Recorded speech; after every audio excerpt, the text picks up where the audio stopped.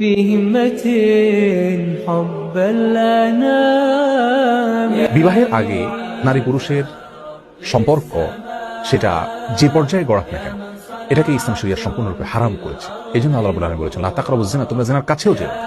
অতএব বিবাহের আগে যদি কোনো ছেলে কোনো মেয়ের সাথে হারাম কোনো রিলেশনশিপে জড়িত হয়, কোনো রিলেশনশিপ তৈরি করে, কোনো সম্পর্ক তাদের মধ্যে তৈরি হয়, এমনকি শুধু যদি কথাবার্তা এবং ছোঁয়া ধরা একান্তের সময় কাটানো এগুলো হয়, সেগুলো হারাম। কারণ রাসূল করিম সাল্লাল্লাহু আলাইহি ওয়াসাল্লাম বলেছেন লা ইয়াখলুওয়ান্না রাজুলুন বিইমরাতিন, কোনো পুরুষ একাকী কোনো নারীর সঙ্গে নির্জনের সময় কাটাবে না, এটা জায়েজ নেই যদি তারা গায়রে মাহরাম হন। এবং নির্জনে যখন তারা একাকী কথা বলবে সেক্ষেত্রে তাদের মধ্যে বাজে কথা আদান প্রদান হবে, ভালো কথা বললেও সেখানে চিন্তার ক্ষেত্রে মনের জেনাটা তাদের মধ্যে অবশ্যই হবে, এবং আরো নানাবিধ গুনাহের দিক তাদের রয়েছে।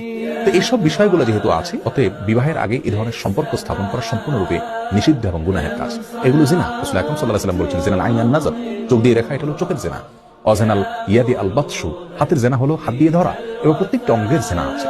যার কারণে বিয়ের আগে যারা সমস্ত জেনায় লিপ্ত হন তথাকথিত প্রেম ভালোবাসা বা ভালোবাসার নামে, তারা যদি পরবর্তীতে একে অন্যকে বিয়ে করেও নেন তাহলেও তাদের আগের গুনাহ অটোমেটিক মাফ হয়ে যাবে না।